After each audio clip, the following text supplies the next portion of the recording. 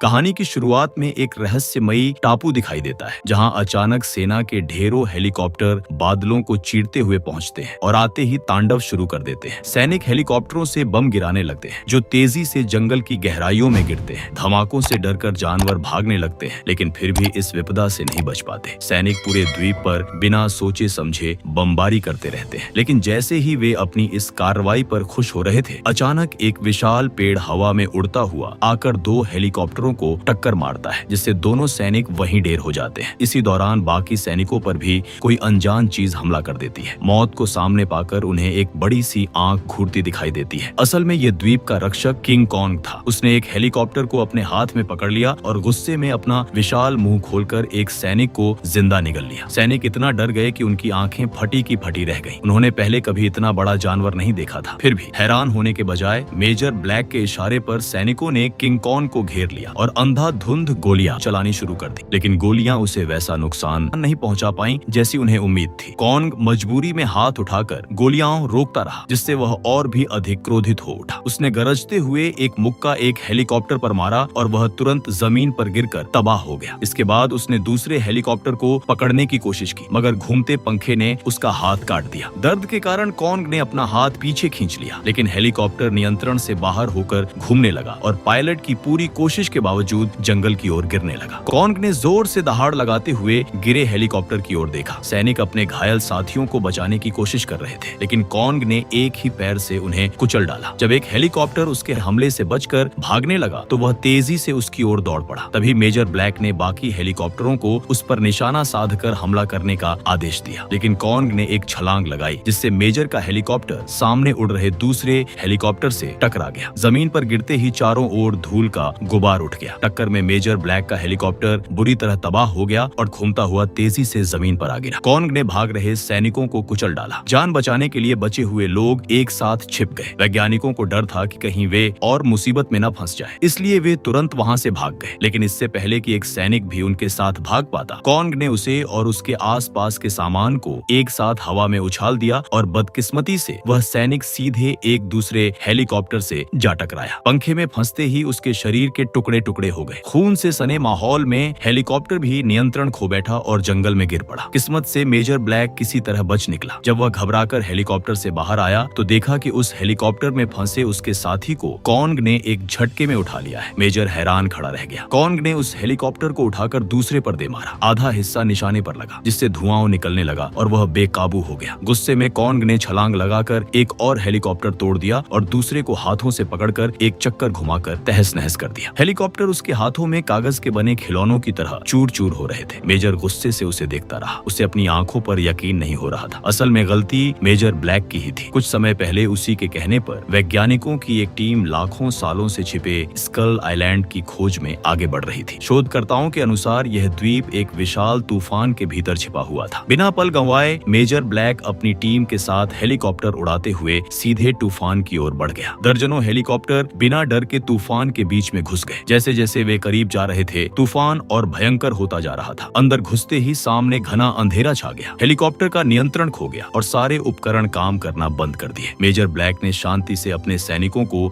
आगे बढ़ने का निर्देश दिया। आखिरकार हेलीकॉप्टर बादलों को चीरते हुए बाहर निकले और सामने का नजारा एकदम साफ हो गया। अब वे एक खुले स्वच्छ आकाश में पहुंच चुके थे। बाकी हेलीकॉप्टर भी धीरे धीरे बादलों से बाहर आ गए और उन्होंने एक रहस्यमयी द्वीप खोज निकाला। यही वह गुप्त द्वीप था जिसकी खोज सरकार हजारों सालों से कर रही थी। दूर दूर तक पहाड़ियां फैली थीं और नजारे बेहद सुंदर थे। हेलीकॉप्टर छोटे छोटे टापुओं के बीच उड़ रहे थे और सभी इस खूबसूरत जगह को देखकर बेहद खुश थे। लेकिन जैसे ही एक हेलीकॉप्टर पायलट ने कुछ बम गिराए, धमाकों ने पूरे द्वीप को हिलाकर रख दिया और सोया हुआ किंग कॉन्ग जाग गया। कॉन्ग के जबरदस्त हमले के बाद वह सारे हेलीकॉप्टरों को गिराकर चुपचाप गायब हो गया। हेलीकॉप्टरों के अलग अलग गिरने से सैनिकों की टुकड़ी 3 हिस्सों में बिखर गई। मेजर ब्लैक ने अपने बचे खुचे सैनिकों को इकट्ठा किया और कसम खाई कि वह मारे गए भाइयों का बदला जरूर लेगा। उधर मौत से बच निकली दूसरी टुकड़ी वैज्ञानिकों के साथ द्वीप पर चल रही थी। तभी अचानक पानी की सतह पर हलचल हुई और एक विशाल जलीय भैंस धीरे धीरे पानी से बाहर खड़ी हो गई। वह जोर जोर से सांस लेती हुई सबके पास आने लगी, लेकिन उसने डरे हुए लोगों पर हमला नहीं किया। कुछ पल सबको देखने के बाद वह मुड़कर धीरे धीरे पानी के बीचों बीच चली गई। डर से उबर चुके सभी लोग आगे बढ़ते रहे। जल्द ही वे एक जंगल के अंदर पहुंचे, जहां पत्थरों से बनी दीवार दीवारों पर पीले रंग से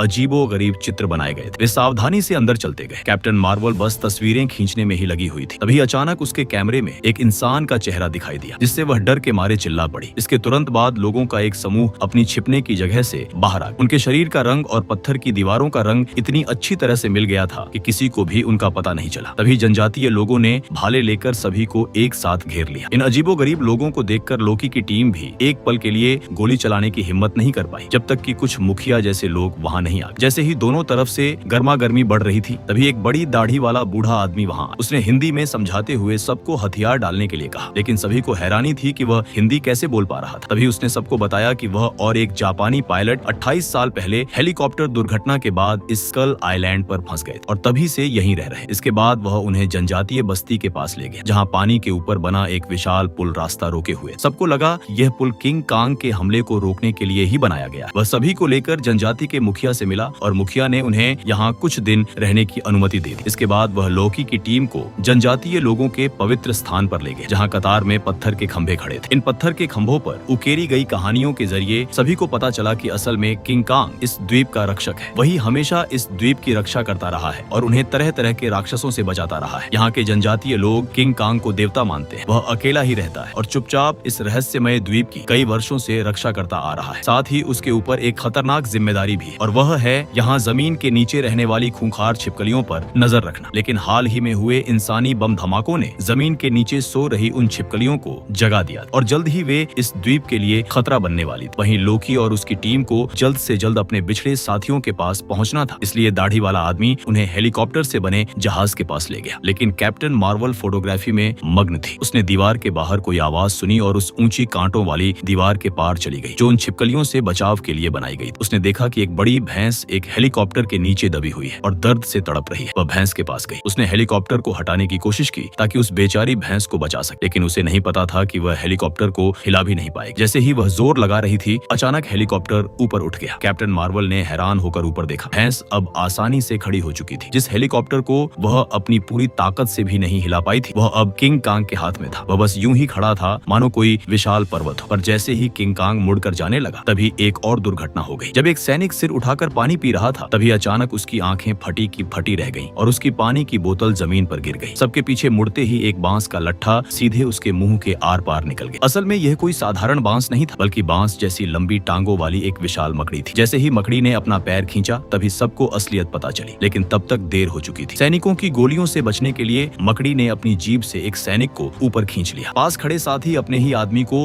गोली लगने के डर से कुछ भी नहीं कर सके। सैनिक ने घबराकर चाकू से उसकी जीभ काटी और सबने तुरंत तलवारें निकालकर मकड़ी की टांगों पर वार करना शुरू कर दिया। जख्मी मकड़ी लड़खड़ाते हुए अपनी जीभ को जल्दी जल्दी खींचने लगी। तभी सैनिक ने जीभ काटकर खुद को छुड़ा लिया। ब्लैक मेजर ने तुरंत मकड़ी पर फायरिंग का हुक्म दिया। सभी के एक साथ हमले के कारण विशाल मकड़ी का सीना गोलियों से छलनी हो गया और उसका विशाल शरीर अचानक नीचे गिर पड़ा, जिससे जमीन जोर से हिल उठी। लेकिन मकड़ी अभी पूरी तरह मरी नहीं थी, इसलिए ब्लैक मेजर ने अपनी पिस्तौल निकालकर उसे हमेशा के लिए सुला दिया। उधर एक बिछड़ा हुआ सैनिक नदी में अपना चेहरा धो रहा था। तभी उसने अचानक एक आवाज सुनी और किंग कांग बिना किसी चेतावनी के उसके सामने आ गया। उस विशालकाय जानवर को देखकर सैनिक बुरी तरह घबरा गया। किंग कांग ने धीरे धीरे अपना विशाल सिर घुमाया और किनारे की ओर बढ़ने लगा। सैनिक डर के मारे तुरंत पलटा और एक बड़े पत्थर के पीछे छिप गया। साफ था कि किंग कांग को इस छोटे से इंसान से कोई दुश्मनी नहीं। उसने अपनी लड़ाई में घायल हुई बाह को छुआ, फिर धीरे धीरे पानी में बैठ गया। सैनिक ने चुपके से देखा कि कांग की चोट काफी गहरी है। उसने अपनी बाह को हिलाने की कोशिश की, लेकिन उसके चेहरे पर दर्द साफ दिखाई दे रहा। फिर उसने एक मुट्ठी पानी उठाकर पी लिया, लेकिन तभी अचानक कॉन को कुछ दिखाई दिया। उसने पानी से एक गुलाबी रंग का ऑक्टोपस झट से पकड़ लिया। यह ऑक्टोपस वाकई काफी बड़ा, लेकिन उसने कांग को देखकर तुरंत अपनी भुजाएं फैला ली और मौका पाते ही उसे कसकर जकड़ लिया, मानो वह उसे यहीं खत्म करना चाहता हो। तभी कांग ने उसकी पकड़ छुड़ाकर जोरदार वार किया और ऑक्टोपस को एक ही झटके में चित कर दिया। फिर कांग ने उसकी एक भुजा तोड़कर कच्ची ही चबा ली। खाने का यह अंदाज देखकर छिपा हुआ सैनिक दंग रह गया। पेट भरने के बाद किंग कांग बचा हुआ ऑक्टोपस रात के खाने के लिए साथ ले गए। लड़ाई के बाद सैनिक घने जंगल में एक सूखी लकड़ी पर बैठकर मेजर से संपर्क करने लगा, लेकिन बैटरी खत्म होने के कारण वॉकी टॉकी बंद। वो आगे बढ़ने की सोच ही रहा था कि अचानक लकड़ी हिलने लगी। सैनिक डरकर जमीन पर लुढ़क गया। पीछे मुड़ने पर उसने देखा कि वह सूखी लकड़ी एक विशाल टिड्डा बन चुकी थी, जो उसकी ओर रेंग रहा। सैनिक ने तुरंत बंदूक उठाकर गोलियां चला दी, जिससे टिड्डे के शरीर से लकड़ी का बुरादा उड़ने लगा। गोलियों की बौछार से टिड्डा सिकुड़कर फिर से पेड़ के अंदर समा गया। जब सैनिक ने फायरिंग रोकी, तब तक टिड्डे ने अपना सिर पूरी तरह अंदर खींच लिया था और धीरे धीरे पीछे हटते हुए दूर चला गया। सैनिक सैनिक अभी ठीक से सांस भी नहीं ले पाया था कि उसे अपनी पीठ के पीछे कुछ अजीब सा महसूस हुआ, लेकिन अब बहुत देर हो चुकी थी। मेजर ब्लैक अपने सैनिकों के साथ आगे बढ़ता रहा। वे एक दलदली इलाके से गुजरे। तभी उसने देखा कि सामने एक पेड़ पर कोई अजीब सी चिड़िया बैठी है। जब उसने उस चिड़िया का चेहरा ठीक से देखा तो उसे गोली मार दी। गोली की आवाज गूंजते ही पूरे पेड़ की सारी चिड़ियाओं डर कर उड़ गईं और काले बादलों की तरह आसमान में छा गईं। जब वे सुरक्षित रूप से दलदल पार कर एक खुले इलाके में पहुंचे तो सामने पहाड़ की चट्टान पर खून से सना एक विशाल पंजे का निशान दिखा। इतना बड़ा हाथ का निशान सिर्फ किंग कॉन्ग ही छोड़ सकता था। मेजर ब्लैक समझ गया कि वे सही दिशा में पीछा कर रहे हैं। वे कॉन्ग के विशाल पैरों के निशानों के सहारे आगे बढ़ते रहे और आखिरकार अपने बिछड़े हुए वैज्ञानिकों से मिल गए। मेजर ने तय किया कि वे अपने उस साथी को ढूंढेंगे जो अब तक लापता है, मगर उन्हें पता नहीं था कि उसे कंकाल छिपकली पहले ही मार चुकी है। सब लोग कंकाल छिपकलियों के इकट्ठा होने वाली नदी के किनारे की ओर बढ़ने लगे। जब वे वहां पहुंचे तो घाटी के अंदर हर जगह छोटे बड़े कंकाल बिखरे पड़े दिखे। दाढ़ी वाले बूढ़े आदमी ने बताया कि ये कंकाल किंग कॉन्ग के माता पिता के हैं, जिन्हें सो रही कंकाल छिपकलियों के लीडर ने मार डाला था। उस लीडर का आकार किंग कॉन्ग से भी बड़ा है और अगर वह एक बार जाग गई तो सबका मरना तय है। इसलिए उसने सभी से वापस लौटने को कहा। लेकिन इस समय मेजर ब्लैक का पूरा ध्यान अपने साथी को ढूंढने पर था। वह उसकी चेतावनी को अनदेखा कर अपने साथियों के साथ अंदर घुस गया। घाटी के बीचों बीच कई विशालकाय जानवरों के कंकाल पड़े थे। तभी धुंध के बीच उन्होंने एक विशाल पंजे का निशान देखा, जिससे साफ था कि यहाँ और भी बड़े जीव मौजूद हैं। जैसे जैसे वे भीतर बढ़ते गए धुंध और घनी होती गई और चारों ओर डरावनी चीखें सुनाई देने लगी। सब लोग घबराकर भाग खड़े हुए और आसपास की विशाल हड्डियों के पीछे छिपकर कांपने लगे। तभी एक विशाल कंकाल जैसी छिपकली धुंध से बाहर रेंगती हुई आई और अपनी लंबी जीभ निकालकर शिकार की तलाश करने लगी। यही वह छिपकली थी जो आकार में किंग कॉन्ग के बराबर थी और बेतहाशा उसके पीछे लगी हुई थी। सब लोग चट्टान के पीछे छिपे हुए थे। तभी उस कंकाल छिपकली ने